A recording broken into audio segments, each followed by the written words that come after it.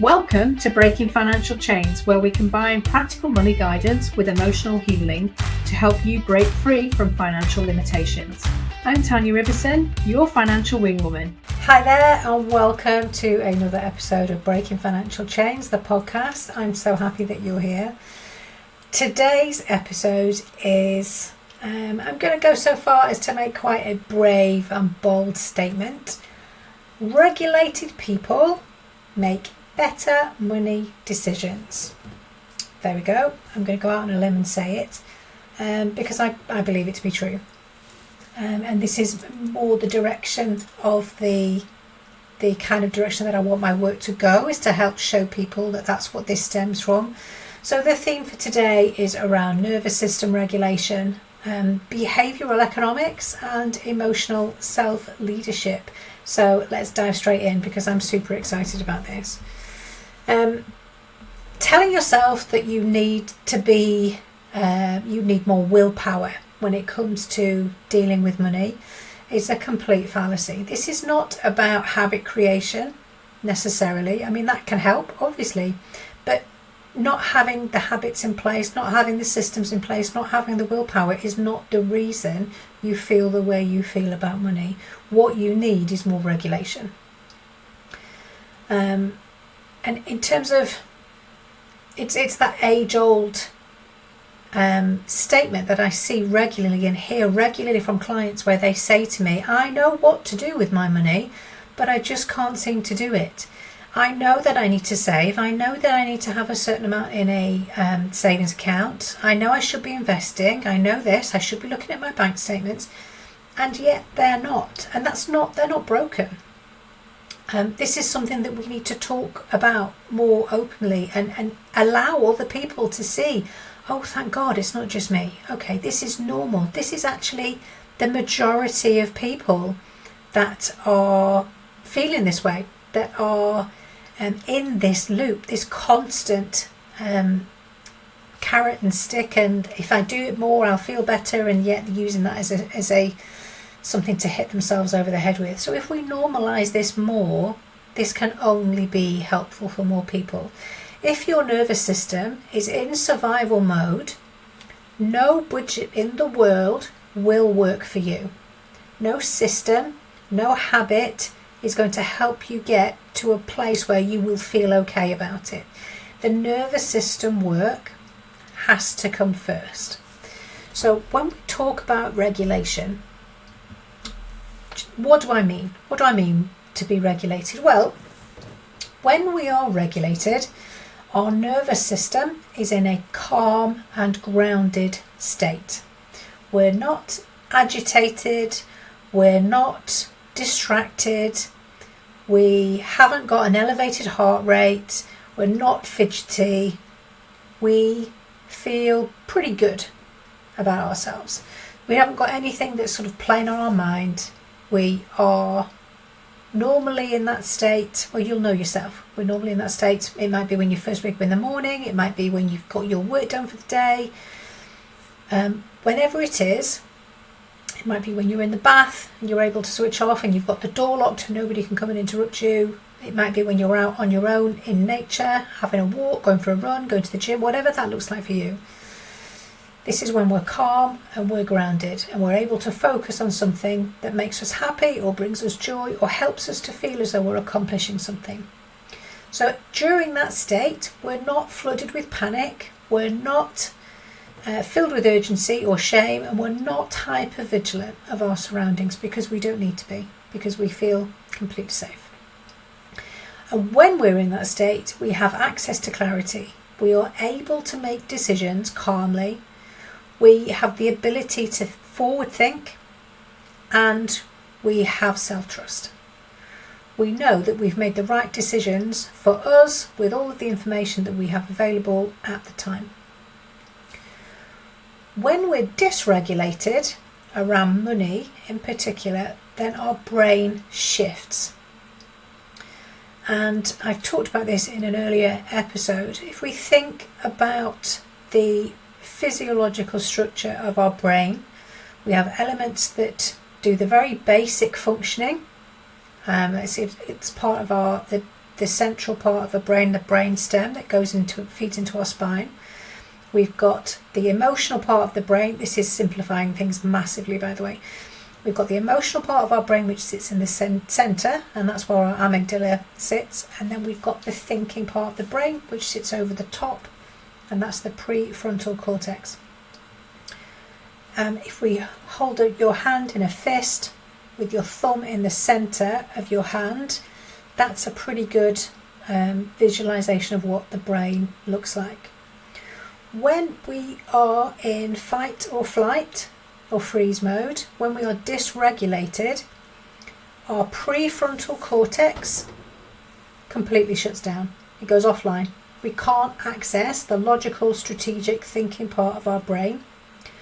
We are at that point completely led by our emotions. We are triggered, we are reacting from how we feel rather than what might necessarily be the logical thing to do. In relation to money, that can lead to panic spending, feeling like you need to make a decision before you're completely ready. It can lead to complete avoidance. I'm just not going to open those bills. I'm not going to look at my bank statement. I'm not even going to bother making the payment, because if I pretend it's not there, then it's not a problem. It can lead to shutdown and procrastination. Or it can go the other way. It can lead to over-functioning and obsessing. It can lead to catastrophizing, and I don't have enough saved, and we can't possibly spend anything to bring us any joy in the here and now, because we have to prepare for all of these disasters that are going to happen in the future. And it can also lead to extremes of emotion, like rage and absolute despair after small mistakes. We've paid a supplier, someone who's come to do the work, your husband's made the payment and then you make the payment, and we've made 2 payments. Well, okay, we can just ask for one of those payments back. That can become something that's an absolute disaster for us, because we blow that out of all proportion, because we are dysregulated, because we do not have access to the thinking part of our brain in that moment.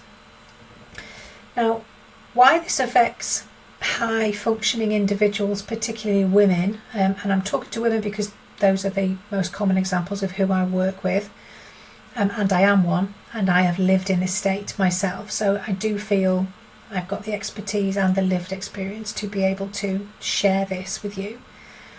As a high functioning individual, you are very capable. You prove this time and time again. You run a home, you run a family, you run a business or a job, you do very well. So you've learnt to mask any dysregulation with control, with overwork, with perfectionism. And you've pushed through for years and years and years and years, but it's costing you. Over those years, you've built up a debt or a deficiency. It's cost you emotionally, it's cost you mentally, and it's cost you financially being in that state. And collapse can happen once that mask cracks, particularly where the load gets too heavy, or you have family issues, or the change in dynamics, particularly when children reach teenage years, or they go to university, or you reach perimenopause, or you have hormonal things yourself. It can just be any one thing, a disaster in the family, it could be extended family, or an illness with a parent, and you end up needing to take on some sort of caring role. All of a sudden it becomes that one extra bouncy ball that someone throws in your swimming pool, which you're managing really well, even though it's full, you're managing, but someone walks past and throws a small bouncy ball into your swimming pool, and all of a sudden all of the balls overflow and nothing is contained. That's when we hit massive dysregulation and everything feels like too much. So from a money perspective, we then end up in a money regulation loop. And it starts with dysregulation, which then leads to impulsive decision making or inactive decisions, dependent upon which way your preference is, which then leads to regret, which then leads to shame, which then leads to maybe behaviour where you might try and hide or take on more of that worry yourself, which leads to more dysregulation. And it becomes more than a loop. If we end up in that situation, it becomes a downward spiral that you just can't see any way out of. So instead of working more or saving more or spending less, the way that we break that loop starts with regulation, not resolution. It starts with working on the emotional side of what's going on in our bodies. This doesn't just relate to money, this relates to so many different areas. But if we can take a step back and think about how you can regulate yourself to then access that thinking part of the brain, it can act as a firebreaker. It can act as a circuit disconnect to stop that behaviour, that pattern repeating consistently. And that's when change can happen. So, how do we know if we're regulated before you're making a decision? Well, this involves some work on your part. This involves self-awareness. So if you're new to this might feel really weird. It might feel woo. It might feel like something that we just don't do stuff like this. But bear with me, because what have you got to lose, right? If what I'm saying in this episode resonates with you, or you're connecting with it and thinking, oh my God, she's talking to me, what do you have to lose other than possibly gaining a handful of tools that you can keep in your back pocket that might help you the next time something like this crops up? So how do we know if we're regulated? Well, you can ask yourself some questions, and it could be as simple as, do I feel grounded or do I feel frantic? Do I feel grounded or frantic? Take a second. Take a deep breath. Do I feel grounded? Do I feel frantic? If you like the data, maybe check out your heart rate on your smartwatch, if you have one. Feel for your pulse. Is it feeling really fast, or do you feel okay? What's your breathing rate like? Are you sweating? What's going on? You could take 3 slow breaths before acting. Even better, try and take those 3 slow breaths outside. Maybe go and listen to the birds outside, or running water. Running water really helps for me. I wouldn't recommend it if you're in need of going to the loo already, because that can just make things worse. However, if I turn the tap on when I feel myself getting dysregulated or starting to panic, turn the tap on all white noise. I have an app on my phone called Tide, and it has ocean sounds, it has river sounds, it has rain sounds, and I choose different ones depending on whatever the hell I feel like at that moment in time. But I'm really drawn towards the sound of water. If I can get that in real time, then even better. If I can't, then the app works a treat. Taking 3 slow breaths in through your nose and out through your mouth. It helps sometimes to make a noise when you breathe out, to literally because we're stimulating your vagus nerve at the same time, which can really help with regulation. Ask yourself, as disconnected as you possibly can in that moment, does this decision feel aligned or reactive? This is where having goals and a bit of a vision from a financial point of view can really help. Because if you know that you're working towards a particular goal, whether you're saving for something in particular, or you want to be in a different financial position by the end of the year, for example, you can ask yourself, does this decision, does this situation take me closer to where we want to be or further away? Am I reacting to something or am I responding to something? Would I still make this choice tomorrow? Would I make this choice if I spoke to X a person, a trusted person, whether that's your husband, your wife, best friend, a impartial sounding board who you know won't just blow smoke up your backside, that will check in with you and say, hey, that sounds like a pretty good idea to me, but are you okay? What's going on?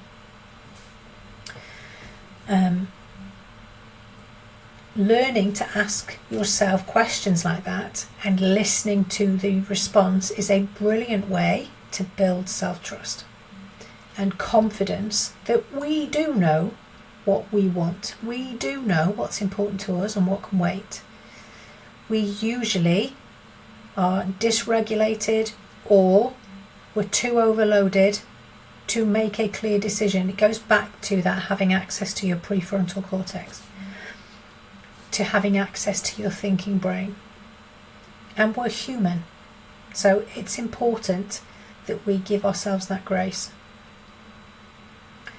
So we can ask ourselves some questions, or we can try and take advantage of some practical tools. When we are in a regulated state, we can work on how we would want to feel should we fall into a place of dysregulation.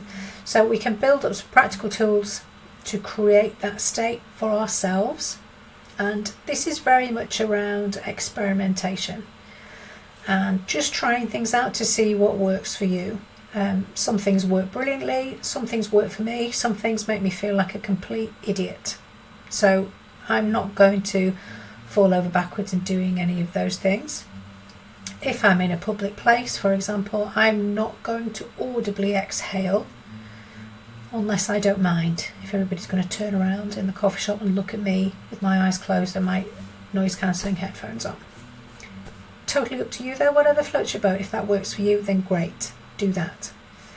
Grounding really, really helps me. I really like to do that. If I can feel myself getting to a point where I'm going to rip somebody's head off verbally, or I'm going to say something that I can't take back, that might have a longer term impact than the immediate conversation, I might take myself outside. I very often work at home, so I'm fortunate that I can literally take my shoes off and go and stand in the garden, go and stand on the grass. Not recommended if it's tipping it down, but sometimes needs must, and we just have to do it, and that's okay. Bare feet on the ground, feeling the sensation of that different texture to stand on, whether it's wet, muddy, covered in grass, whatever that might be for you. Standing on gravel, standing on the flagstones outside, whatever it is that you have outside.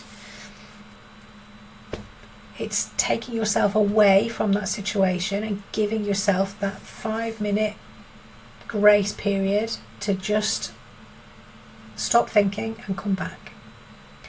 Body scans sometimes are useful. This is one of the ones that makes me feel like I don't know what the hell I'm doing.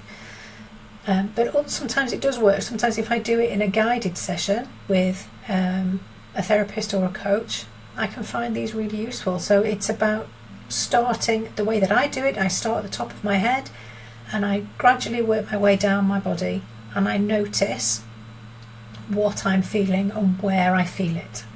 And if I do feel anything, or I'm feeling anxious, or my heart rate's elevated, I try and notice what that feeling feels like. Is it hot? Is it cold? Does it feel crunchy? Does it feel fizzy? Does it feel like worms in your stomach? You know, how does it feel for you, and how would you describe it? Because ultimately that's the most important thing. Does it have a colour? That can help as well. So I blow hot and cold on body scans, but I know that they work very well for some people. Cold water is a great way to regulate. I have a cold pod at home. I don't use it anywhere near as often as I would like. Less so now that we have new houses overlooking us at the back. Nobody wants to look out of their back door and see me in a cold pod, because I get in them naked, because I can't be arsed, to be frank, to put a swimming costume on and then take that swimming costume off. I just step outside and get in the cold pod. Not so much now. However, cold water on your face, cold water around your neck, cold water on a flannel around your neck or on your forehead it's that just a little bit of a cold shock, and in a smaller sense. The cold pod, complete submersion, for me, it stops the chatter in my brain, because you have to focus on breathing when you submerge yourself in cold water, which I really, really like. Breathwork, really useful. And there are so many different things, so many different ways that you can do breathwork. Breathing in for 4, out for 6, or in for 7, out for 11. Taking longer on the out breath is a great way to help calm you down, regulate your nervous system. I do it with my teenager, and she breathes in and out either like a box shape, like a square, or in her mind drawing a pentagram, drawing a star with a different in and out breath. Or you could breathe in for 2, hold for 2, out for 2, hold for 2, again like a square. So many different ways. Visualization is a different thing that you could try from grounding. Future you giving you calm guidance. You know, how do you picture future you after this whole situation that's got you feeling the way that you feel? What do you want to feel like? How do you want things to be? Do you want this situation to come up? And what might future you tell you to do to deal with it? Journaling. I'm a huge fan of journaling. If something's got you all agitated, get it out. Write it out physically. Just let your hand do the writing. Come back and read it later. Is there anything you can learn from it if need be? Or write it and burn the damn thing. If you want to get it out and let it go, then absolutely do that. Other practical tools, doing money check-ins after movement or rest rather than during a period of high stress or agitation. And self-talk and mantras as well really help. I don't have to fix it all right now. It can be something you do in small chunks. So saying that out loud, writing that out and journaling around it. What's the worst that could happen if you left it right now? Is there something that is urgent, genuinely? And what could you do to help you make those decisions? So many simple things, and quite often we overlook the simple, I think, because we tell ourselves it can't possibly be that straightforward. There must be more to learning how to manage this. And quite often it isn't. It isn't. We know what to do. We either don't think they'll work, or we've not done them enough to trust ourselves for our brain to believe that they're safe, or we think it should be harder than it is. So give those a go. I'd love to hear if you have any success with those. Let me know what works. Put some comments on the YouTube channel or on the podcast episodes, or drop me a line on social media, on any messaging apps. Ultimately, what I want you to take away from this episode is that financial strategy means nothing without nervous system capacity. Because of the emotive nature of money, it's very, very difficult to feel confident in the decisions that we're making if we don't have the ability to carry that ourselves, and the ability to not doubt, no self-doubt when we're making decisions around money. Regulated people don't make perfect decisions, because it's okay to make mistakes. It's okay in hindsight to look back and think, oh, okay, I perhaps should have made a different decision. But they do make calm ones. They make them making full use of the information that they have available at the time, and they acknowledge that that's an okay position to be in. And we learn going forward if that perhaps wasn't the best thing. It's totally okay. And ultimately, calm decisions compound into powerful financial lives, because we stand tall in the decisions that we make, knowing that we did the best we could, and that is the best that any of us can actually hope for, and that's okay. So thank you so much for listening. I'll see you on the next episode. Thank you for joining me today on Breaking Financial Chains. Remember, you have the power to transform your relationship with money one step at a time. If this episode helped you, please subscribe and leave a review to help others find their path to financial freedom. I'm Tanya, your financial wing woman, and I'll see you next week.